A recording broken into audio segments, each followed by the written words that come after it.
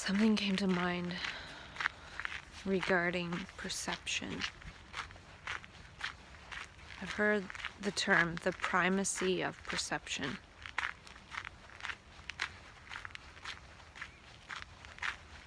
Dr. Bruce Lipton talks about how perception controls genetics, which is epigenetics. And then I was considering perception as contact. So in order to perceive something, something has to contact something.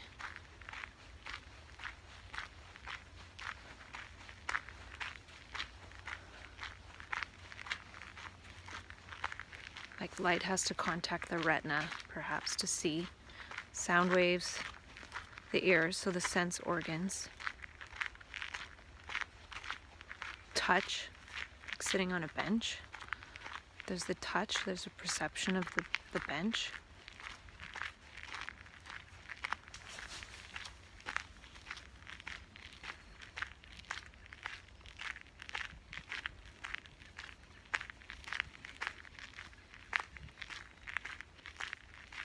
And I was thinking about how thought, or perceiving with thought or words, is a type of contact. So the word, our own judgment, is what contacts life. So the brain cells with the words contact life, but it's not direct contact, it's not direct perception.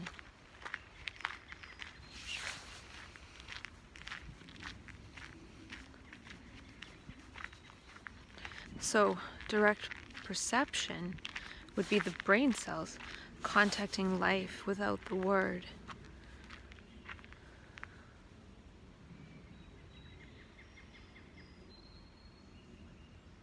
And then the brain cells are literally in contact with all of life.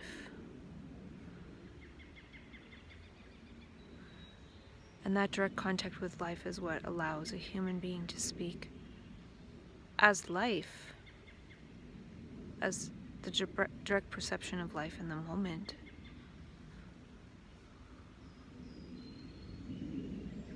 Putting it into words isn't quite obviously the same feeling.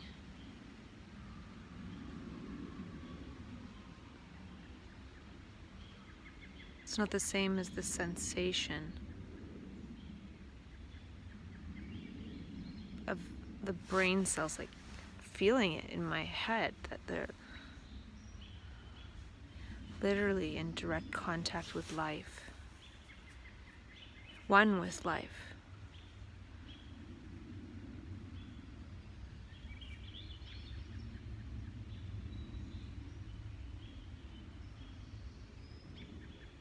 And then that brain and that life manifests as one life, not as this body standing in life in the woods.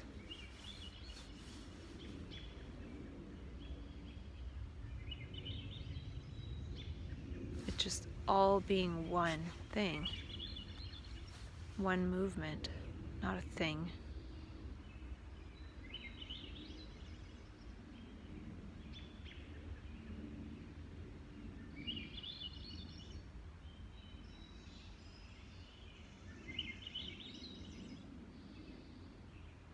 The birds agree.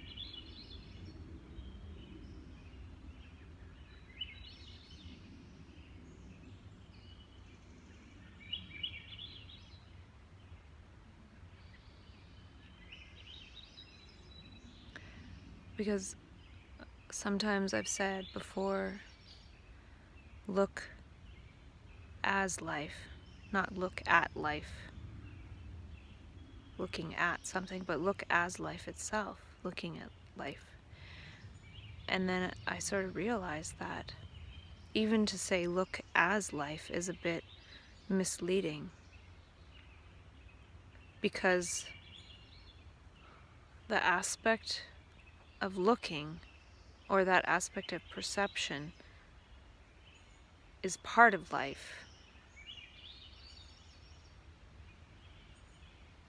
So it sort of gets rid of the concept of even looking as life.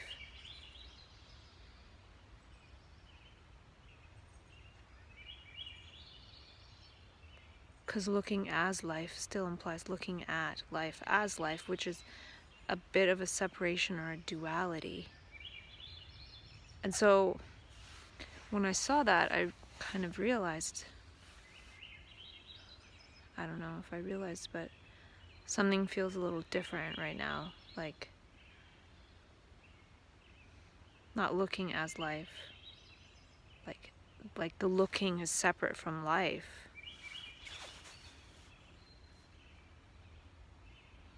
Looking as a human being at life, as life, eventually manifested at some point. But it manifested as one whole movement of the universe. It's not like it was this thing and then this human pops out on top of the earth. That's not how it is.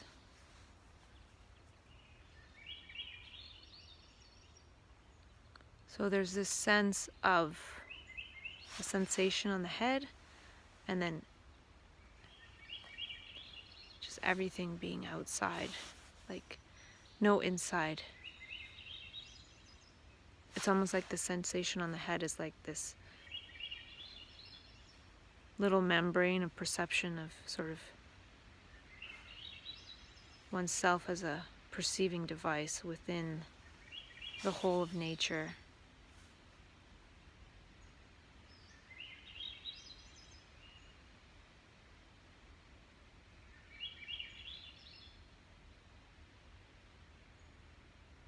And then one is aware that life changes forms, but it doesn't die.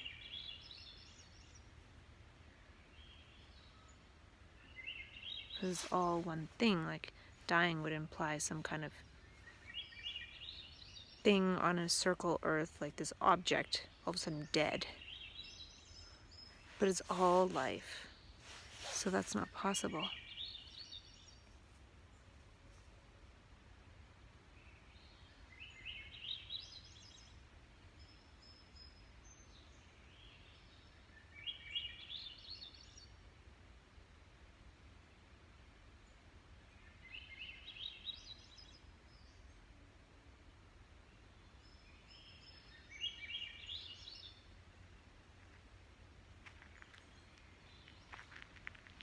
I remember in my very first time period of this kind of experience, I was sitting at home, lived in a really busy neighborhood, and I was sitting in the dirt against the house, and the birds just started like coming walking up to me, and it just seemed so obvious they wanted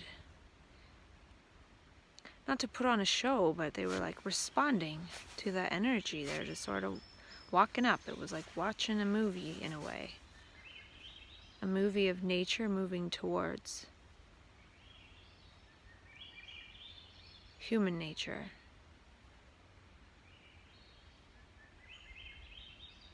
But that's not right. Not moving towards. But it felt that way at the time. It was obvious there was a response of nature.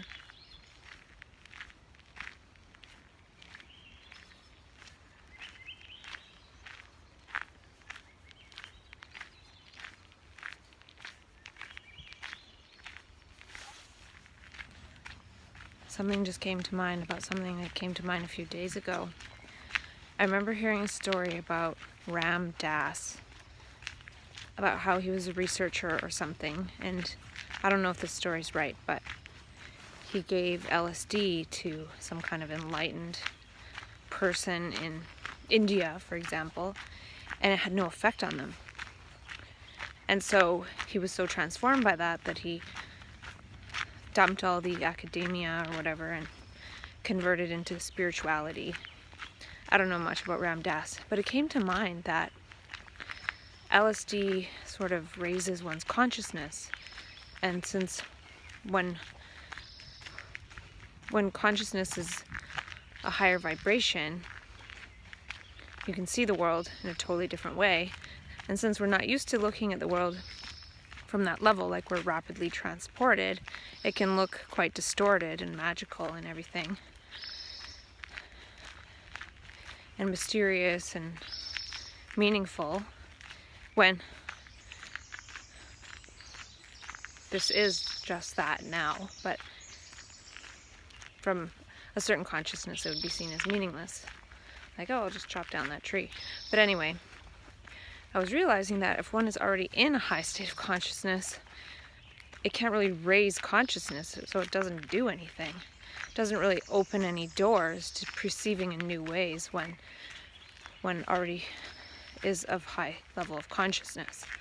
I don't know if that's true, and I think it's the rapid change in consciousness and the rapid change in perception that makes things look so distorted or different, when a different translation of that would be, if one was in a high state of consciousness, one would be able to see things as they are, like the beauty of nature, as meaningful, magical. We don't have to have all these weird, dreamlike perceptions to see them as meaningful. That could be an indication that one is there in a way. Not there, but I don't know if that's true either, but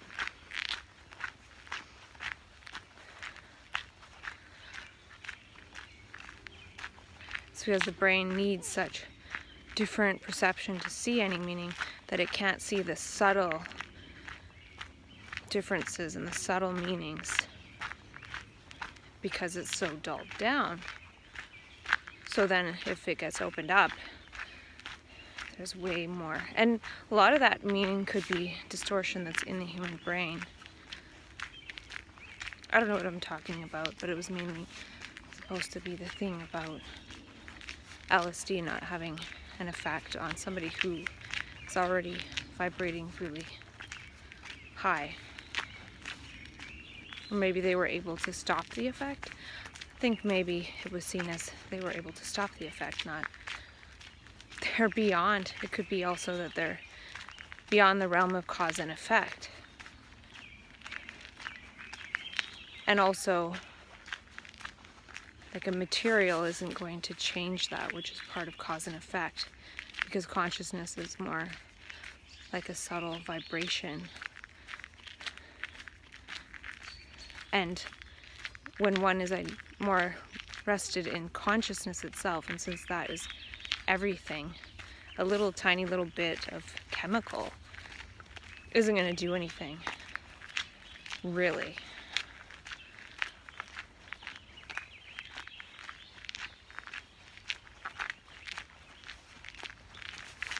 And I think in the same way, when I'm now taking quetiapine, which I would say is very low vibration, toxic chemical,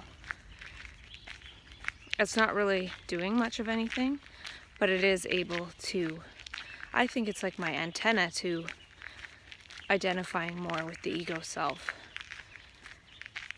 which otherwise I'd go into like something hard to function in,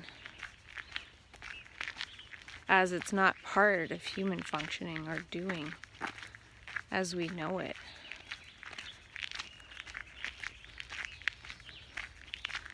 And that's part of the process of psychosis. We don't know what's doing what or what's causing what. It's like, overwhelming. But when we're able to ground in non-doing later, we still don't know what's doing what or what's causing what. And we don't care. We know there's no real cause or effect. It's just a process of thought.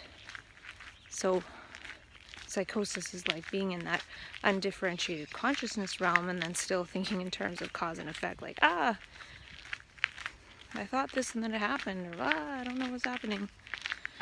And needing to know what's happening. Or figure it out. Or it's scary, so then we try and run and escape. But we're escaping from ourselves because we realize we're not separate from life. We can't escape from it. I've been in the park earthing for several hours. And I feel kind of tired because I didn't have any coffee today. I didn't have methylfolate or tyrosine. And I just saw a yellow butterfly fly by. So I figured it's time to talk to myself for a bit today. I'm looking at these notes that I took and they're not really resonating. I don't know about the notes.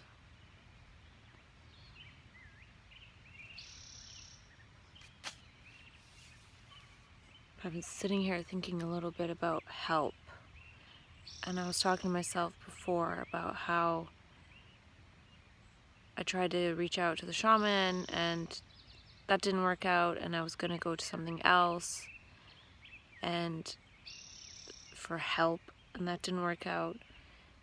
And I realized too that I've reached out to the family constellation lady, and she replied saying, "Thanks, I'll get back to you," and she hasn't still. So, and I was kind of hoping for her help. And also my psychiatrist is like, "See you later." So I feel like I'm not supposed to ask for help.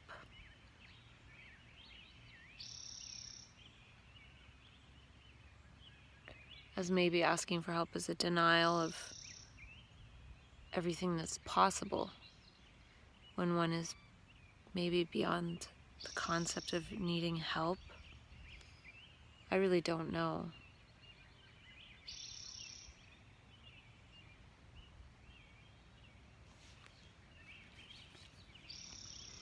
At the event yesterday, there were some ladies talking about the Monroe Institute, and they do a hollow sync brain program.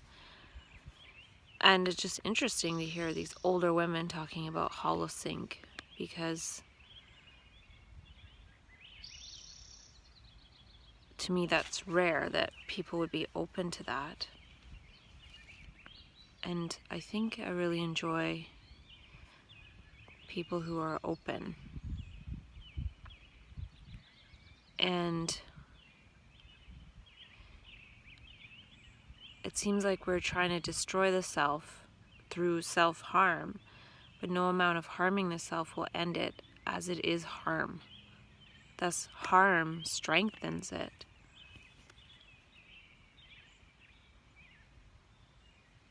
And really seeing that it's not there. And build a bridge to direct perception. And a topic was sustainability, and I think there's something beyond sustainability. Something like create ability and the ability to create and see meaning.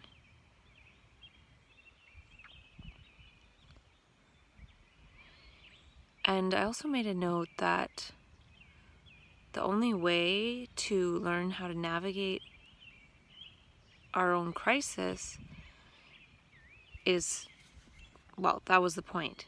We need to learn how to navigate our own crisis, or we turn everyone into our care aid of sorts, some kind of medical helper. So I was thinking about it in terms of how I learned that there's a spiritual emergence center in Asheville, Oregon, I think. And I feel it's hoped that a bunch of these types of centers will get opened so people can go and rest and things like that. But it's going to take eons before that's available for many, many people. And what do we do in the meantime? How do we save our own life without having some kind of sanctuary created with all the right people? Like, that could take so long. Some of us don't have another second to wait. So that's why I feel like the only hope is learning how to navigate it ourselves, find our own sanctuary, get through it. And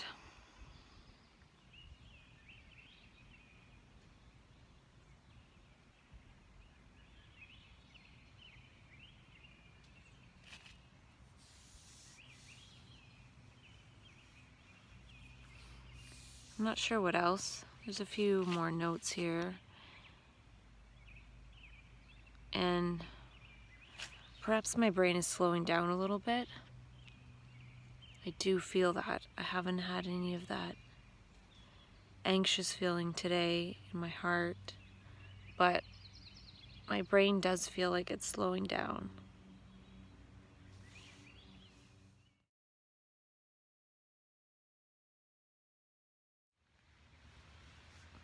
And I'm wondering if we can move from the idea of taking care of each other to cooperating and co-creating and collaborating with each other. Even when people get married, there's the idea that I'll take care of you and you'll take care of me. And I'm wondering if I don't need help, or if I don't ask for it, if I'm then possibly beyond the label bipolar, because that label comes into play when I ask for certain help.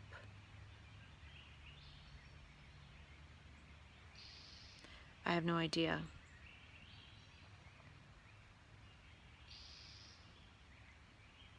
And can we know what we bring? Sometimes I write notes to myself, in quotes. Know what you bring.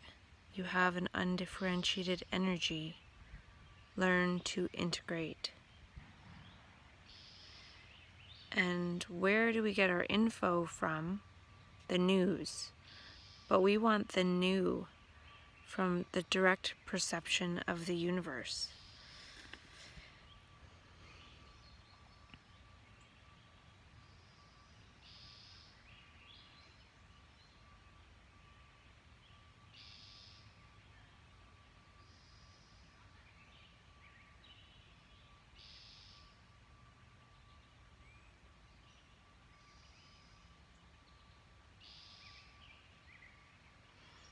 And I made a note that it's hard to accept the love of the universe.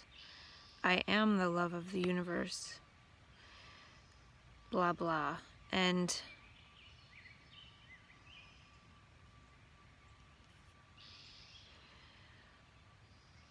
I'm just wondering if one is the result of the love of the universe, or if one is the love of the universe.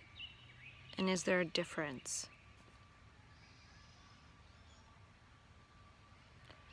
And I wonder if one day we'll go from looking for our ancestry to creatively calling beings into being.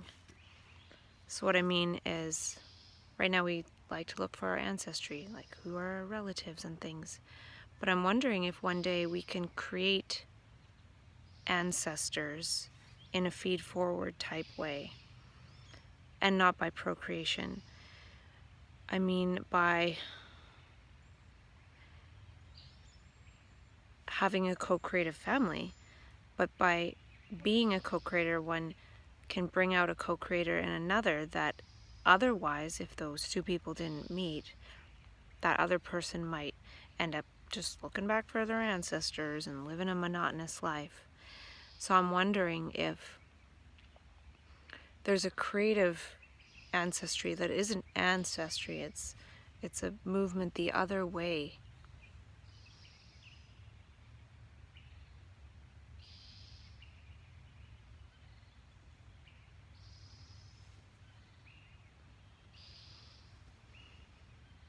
So I'm not sure what the word for that would be. If ancestry is past history. And I wonder if one day the brain won't look in terms of sameness and differences, but beauty, oneness, and creativity.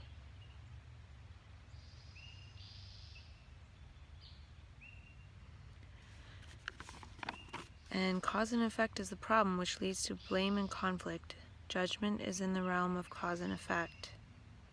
Help is in the realm of cause and effect. That's another problem with help, is it's about cause and effect.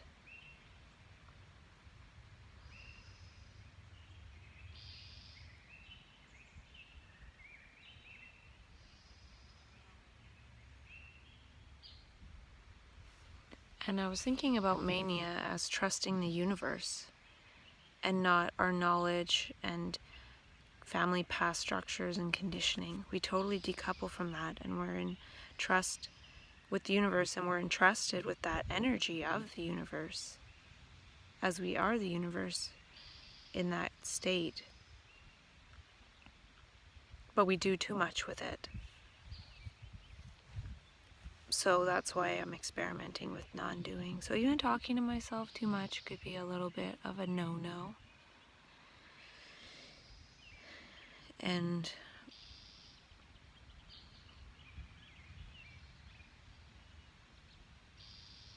also about what one human family wants, the whole family of humanity.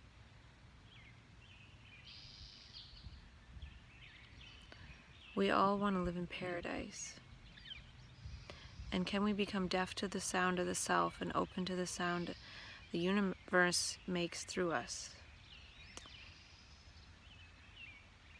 When we are taken over by human conditioning, the network of language, we make a lot of noise. And I was thinking about lyrics that tell a story and wondering if lyrics could be created that invite the universal energy to operate through us.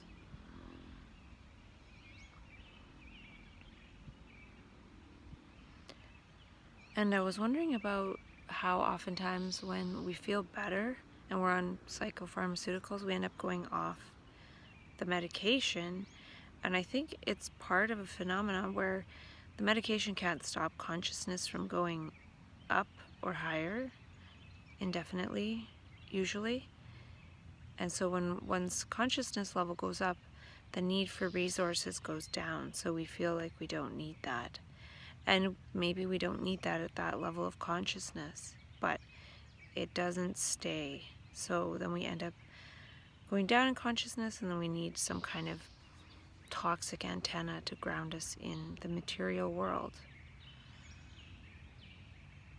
And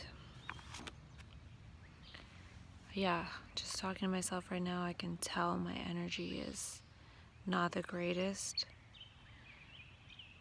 Something minor going on, but it feels like, I don't know, it just feels like just don't want anyone's help right now. And I just feel weird about accepting any kind of help. And I'm not sure what I'm going to do about that. And we'll see. I was watching a video on YouTube by David Bohm. It's called David Bohm Speaks About Wholeness and Fragmentation. And he said, we need to set aside some time for this. We need a period of emptiness and quiet to go into this. And then he said, wholeness is not a place you can get. Wholeness is a kind of attitude or approach to the whole of life. And this is the important part right here. If we have a coherent approach to reality, then reality will respond coherently to us.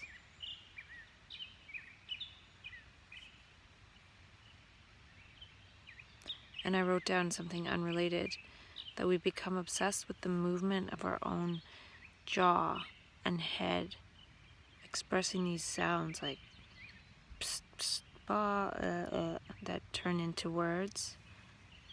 And that's become more important, and those arguments, than the movement of the whole universe. So to be obsessed with thought, that's like a little vibration in the brain that we mistake for reality.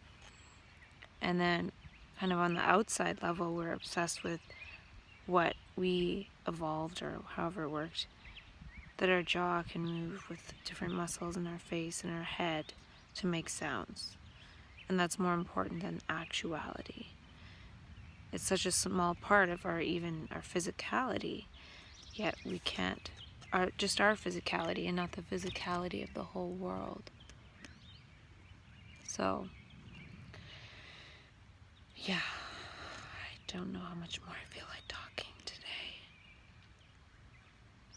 I'm gonna go home and eat some carrot sticks and hummus and maybe go to bed soon. I'm tired. It's the no coffee, but I'm doing the no coffee because of that anxious feeling in my heart. I need to remember non-doing.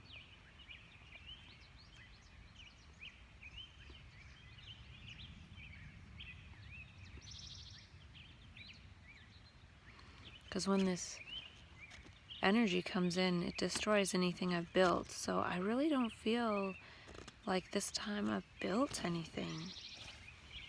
I don't feel like I've created plans or like master plans or whatever, or some ideal. I've created a crisis plan. I've created going into sanctuary, going into a beautiful space. So transitioning into that, as opposed to thinking that some kind of big lofty plan is going to start to manifest as unfolding.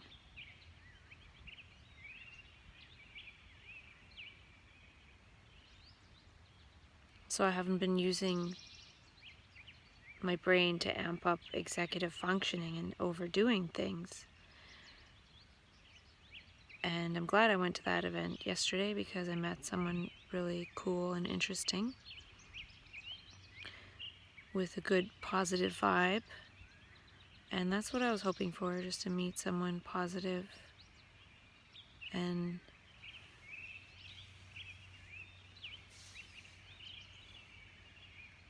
the birds. And when I was laying here earlier, I was noticing there's not like chatter in my brain, but there's definitely a movement of memory, like subtle perceptions of memory. And I was wondering, what would happen if that wasn't there? Like, what would happen if that movement stopped, even as subtle as it is? And it feels like maybe it happens more to keep me anchored in the knowledge of myself here.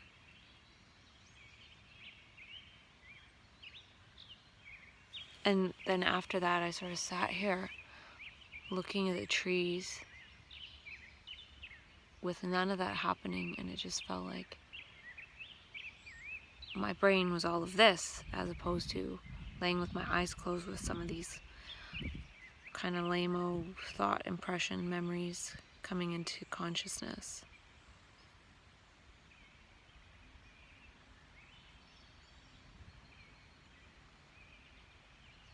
So yeah, I think I'm gonna go eat some carrot sticks.